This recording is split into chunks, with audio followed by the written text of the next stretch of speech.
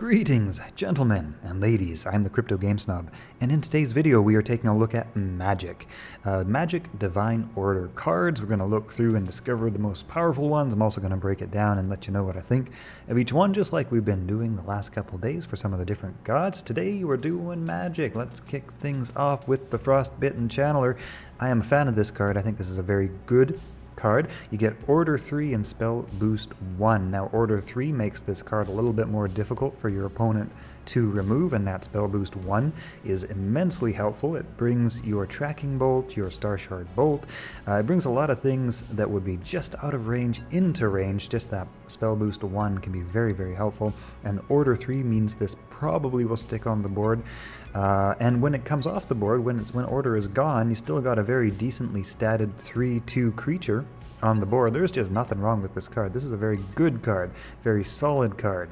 Alright, next up we have the Scepter of Artistry. Now, ability, give Spell Boost 2 and Order 3 to a friendly creature and then remove 1 durability from this relic. Now this has 3 durability on this relic, so you can Spell Boost a total of 3 times for a very big +2 Spell Boost. And you can use this after you initially play it without using any mana. You can continue to use this turn after turn to Spell Boost up your creatures, turn your 2 damage Crystal Rain into a 4 damage board clearing Crystal Rain or something like that. This can potentially be very powerful. As you can see, this is actually gaining in popularity. The value of this is going up. There's getting to be quite a lot of interest and traction in this card. Only 3 mana to play it too, so that's a very early game sort of play you can make that just enhances the rest of your game. And then of course at 3 durability, even if your opponent drops some minor relic removal, this may even survive. Oh, I don't know, Chiron the Teacher or something like that, right? Now of course Spellbound Goblin and Nefarious Briar will clear this, but there's not a huge amount of relic removal at the moment. So yeah, this will probably stick in your hand. And yeah, Spell Boost 1 and Order +3 to a friendly creature, so you protect your creature, you keep it on the board, make it more difficult to clear, and you give it that huge spell boost, and you can do that every turn. This can get ridiculous. This can spiral out of control, potentially. Scepter of Artistry, a very, very interesting card, with potential to be very powerful.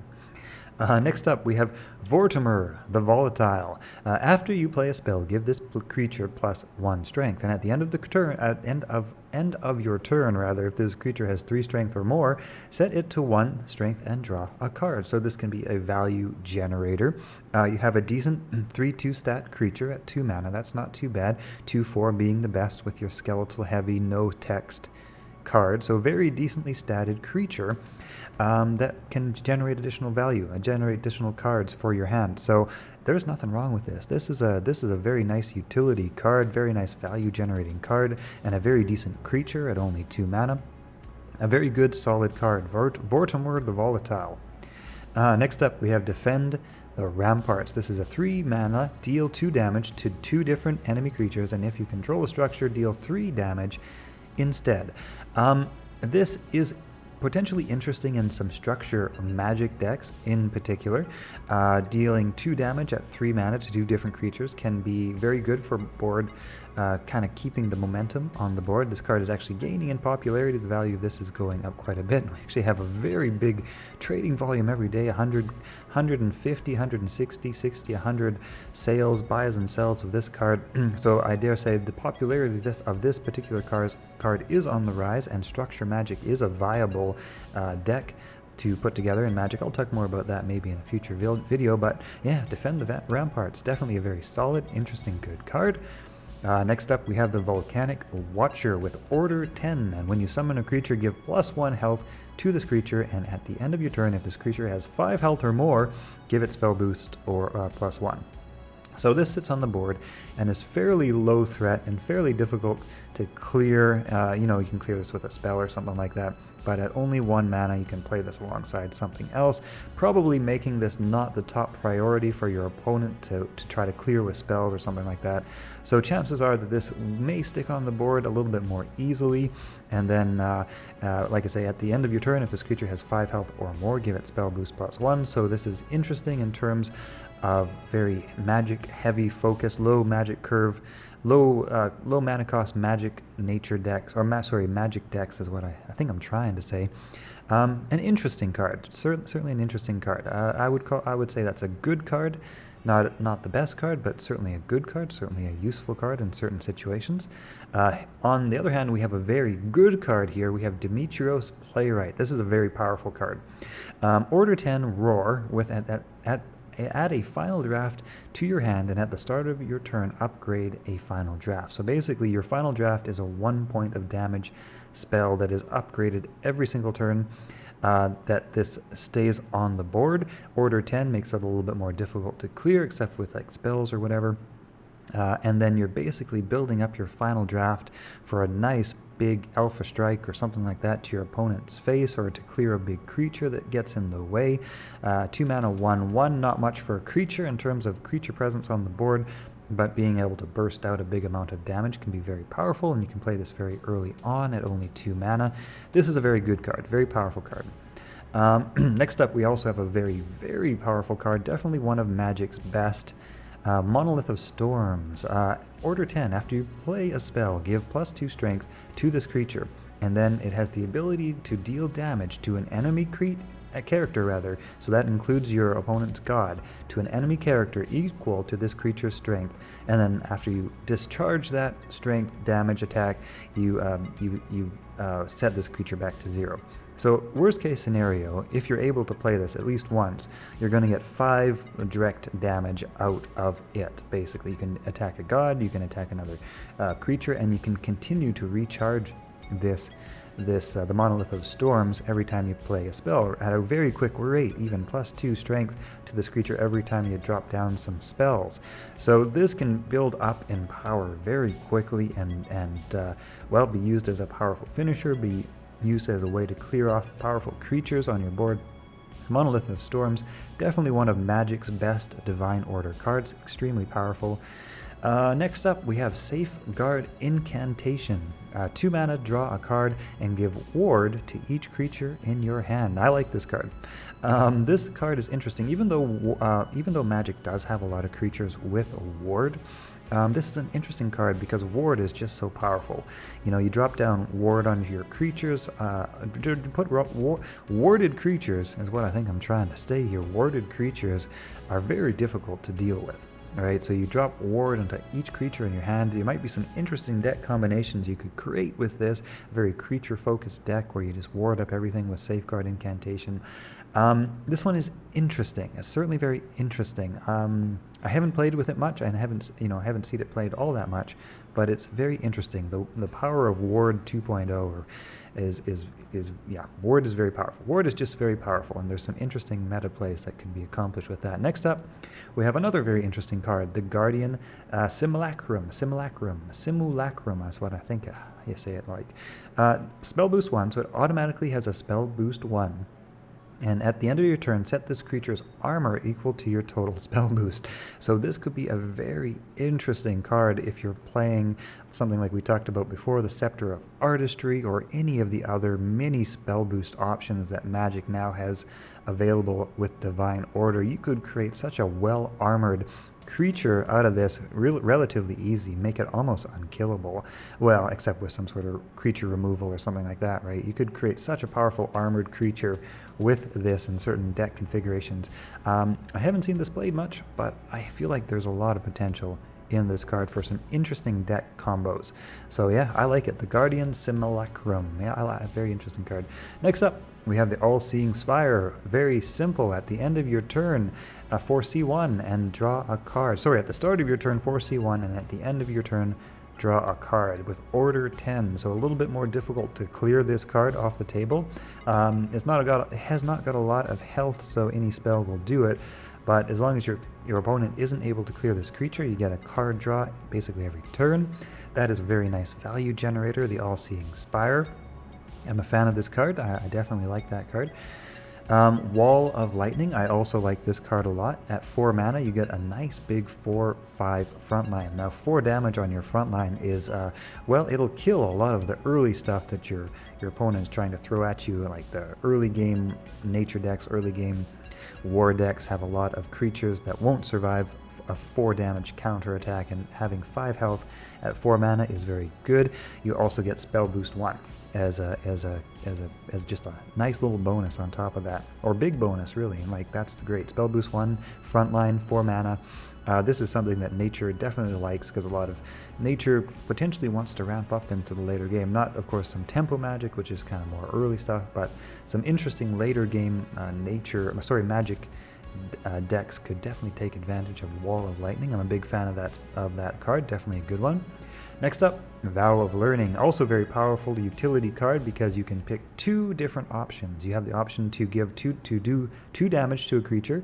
You have the option to also deal 1 damage to a creature, and you also have the options to give Protected or Ward to a creature. So basically you get all these different options depending on what the problem you're dealing with is at the time. Maybe you want Protected, maybe you want Ward, maybe you just want to do some card clear.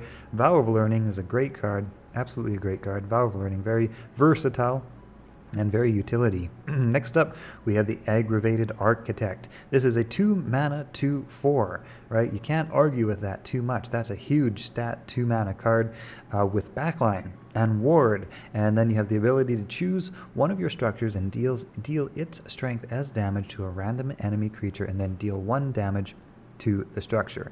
So this is used in structure magic decks, has potential to be very powerful, and yeah, just as a good solid card for structure magic. Like I say, maybe I'll do a video on structure magic in the near future, because it's very interesting and it has become very powerful thanks to the Divine Order expansion. Next up, we have Shaped Blast. I love this card. This is really good. This is basically your version 2.0 Astral Astric Implosion. The way Astric Implosion kind of used to be, but yeah, isn't anymore. So this is kind of our new early game board clear deal, 3 damage to each creature without frontline. So if you're playing a decent amount of frontline as magic and your opponent is playing more aggro, this can clear out their side of the deck whilst keeping your frontline intact. There's yeah, very interesting utility with this card. I love this card. I think this is a really great and powerful card. Shaped Blast. Next up, we have the Scholar of Power with Spell Boost +2, and after you summon a creature, give it Spell Boost +2 with a roar of give each friendly creature Spell Boost +2. So at 7 mana, this is quite expensive, but man, oh man, that's a heck of a lot of Spell Boost. If you have any sort of later game geared magic deck, that's just a whole heck of a lot of Spell Boost that you can get out of this card. If you have a decent amount of creatures on your board and you drop this down and you buff up everything with Spell Boost +2, yeah, your next magic spells are just going to get insanely powerful. There's definitely some interesting potential out of Scholar of Power. I would call this a very interesting card with some very powerful upside potential. Next up, we have the Modified Schematic. Add a random structure to your hand and give it Ward and +2 health. You can never go wrong with a early game +2 health structure. Now, if you get a really nice front line at the early game with +2 health, you know, something like, oh, I don't know, anything with +2 health at 2 mana can be very difficult to deal with early on, and that it also gets Ward makes it even more difficult to deal with. I'm a fan of Modified Schematic for early game protection. Let's see, where are we? Magnetic Blast. Remove all armor from a creature and deal X +1 damage to the creature, where X is the amount of armor removed. So this can be a good card in dealing with basically if your opponent stacks up armor that you just can't deal with in any other way, a Magnetic Blast is your answer to that. And with armor being as powerful as it is in certain deck builds, being configured specifically to stack up armor, some of the nature decks I recently was talking about either really capitalize on stacking up armor. This can nullify your opponent and totally ruin their day. Yeah, I haven't seen this get a lot of play. I haven't played with it much myself, but the potential is there for Magic's answer to armor. Yeah, Magnetic Blast. I really like this card, the Labyrinth Guard. At 6 mana, you get a 1 armor 4/8 frontline. So like I say, if you're trying to gear up for the later game for any sort of deck configuration, the Labyrinth Guard is just huge. This is your Minotaur Phalanx, but better. This is, you know, +1 armor on top of that. So yeah, I'm a fan of the Labyrinth Guard, very powerful mana 6 frontline, just this huge wall with 1 armor in the way of your opponent for them to have to deal with to get through all of that before they can deal with you. Yep, I like it. It's good stuff. The Grumpy Chest. After this creature survives damage, draw a card. Now, at 3 mana, 1/4, this is decent. You can probably get this to survive maybe a hit. You know, probably not 2, but maybe a hit. So you get kind of a tiny creature on the board at 1/4. It doesn't do much damage in return, but this can be a bit of value generation. This card doesn't get a whole lot of play. It is certainly very cheap. It's a kind of, yeah, in my humble opinion, this would kind of be your lower tier options in terms of good Magic Divine Order cards, but again, everything situationally useful in the right deck configuration, right? Next up, we have the Enchanted Chariot. This is a 1 mana 2/1 with a roar of deal 1 damage to an enemy creature. So you get a nice little decent attack on the board. 2/1's not too bad, and you also have a roar of dealing 1 damage to a targeted enemy creature. So this is kind of your Athenian archer, but with a 2/1 and 1 mana. So yeah, not bad. Little tempo control card there. Stormfield, 5 mana, deal 2 damage to each creature without order and give spell boost +1 to each of your creatures. So basically, this is an interesting card, especially if you're playing a lot of order spell boost creatures, which, as we saw earlier, Magic does have a lot of creatures that have spell boost. What this does is it deals 2 damage to each creature without order, and typically you're going to be playing against a lot of decks that don't have order, so this can act as sort of as a crystal rain that comes with the additional bonus of giving spell boost to each of your creatures. So if you play a lot of spell boost creatures that also have order, this can give them even more spell boost and also act as sort of a mini board clear, basically. Especially if you've got some spell boost on the board already, this can act as a very good board clear. So there are some interesting configurations in Stormfield, some interesting options in that card. All right, next up we have the Snowstorm Spire at 5 mana 0/4 with order 10, and at the end of your turn give ward to your god and spell boost +1 to this creature. So again, yet another spell boost generating creature at 5 mana 0/4. This is not the most difficult card to clear, but order 10, you know, if your opponent isn't able to clear this for any reason, doesn't have a spell to take it out, order 10 means it can sit around on the board for potentially quite a long time. But at mana 5, there's a lot of options to potentially clear Snowstorm Spire, but then again, you have so many other things that boost your spells. This is just one more thing that your opponent needs to clear off the board in order to stop your insane spell boost, because you give Magic a little bit of spell boost and it will rule the world. Magic loves spell boost. So, yep, Snowstorm Spire. Next up, the Miraculous Familiar. This is a fantastic card, a 3/3 stat creature, very solid, with Blessed. After you play your first spell each turn, add a random spell to your hand. You can't argue with that. Magic loves its spells. You have a nice solid 3/3 creature on the board, which is even an Ether, or an Aether, or an Ether, which can work in combination with a lot of Magic's other Aether spells, cards. A lot of Aether spells like to have an Aether in your hand already, or a lot of Aether cards give a nice bonus if you have an Aether in your hand already, so this could even be used in combo with some other Aether cards. But even if not, this is just a very solid, good stat, value generating card. This is one of Magic's best cards, certainly the Miraculous Familiar.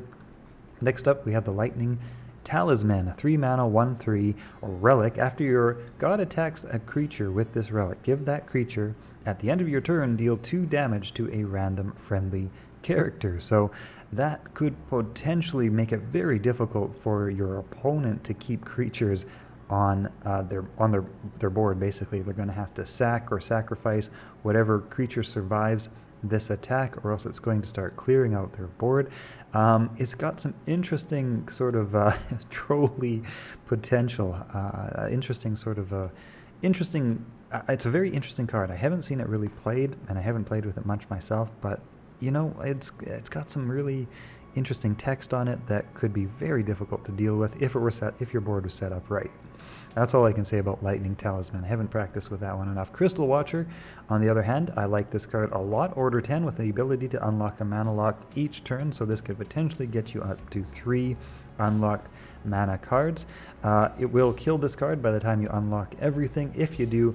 Now, in theory, this should be a good card, just giving you a lot of unlocked mana fairly early in the game at 4 mana to use. That being said, as soon as your opponent sees this card, they will do everything they can to clear it. So oftentimes this may not even last 1 turn, and then you just kind of drop down a wasted card. But if this does manage to stick, unlocking mana locks is very, very nice. Certainly an interesting option in some ramp magic decks.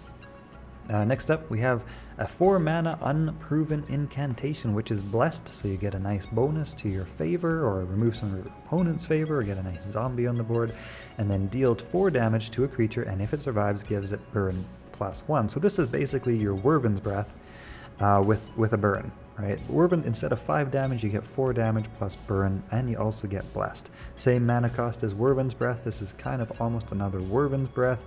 And if you have any sort of spell boost on the board, you know, this basically is your Wyvern's Breath, because, you know, 5 damage with just +1 spell boost or something like that, and burn +1. So this will definitely kill whatever you hit eventually, unless it has armor. It just may not kill it quite as quick as Wyvern's Breath. Just another good, solid damage dealing card. Magic loves to control the board by taking out creatures, and yep, that'll help. That'll do the trick. Next up, we have the Armadillo. It's an armadillo. I know what an armadillo is. Armadillo Familiar. At the end of your turn, if you have played 2 or more spells, give this creature +1 armor. Now, I'm not a huge fan of this card. I feel like this could be very difficult to set up. And even if you do manage to play 2 or more spells by the end of your turn and give this +1 armor, it still only requires a hit for 2 damage to clear it. It's not got much in terms of health and anything like that, or damage back or anything like that. I'm not a fan of this card. I'm not a fan of the Armadillo Familiar. I maybe in some super duper niche configurations, maybe you could make this into a super duper armored creature if you somehow managed to play, you know, 4 spells or 6 spells or something and just continue to buff this up in armor. Maybe there might be some way to make this useful. I don't know.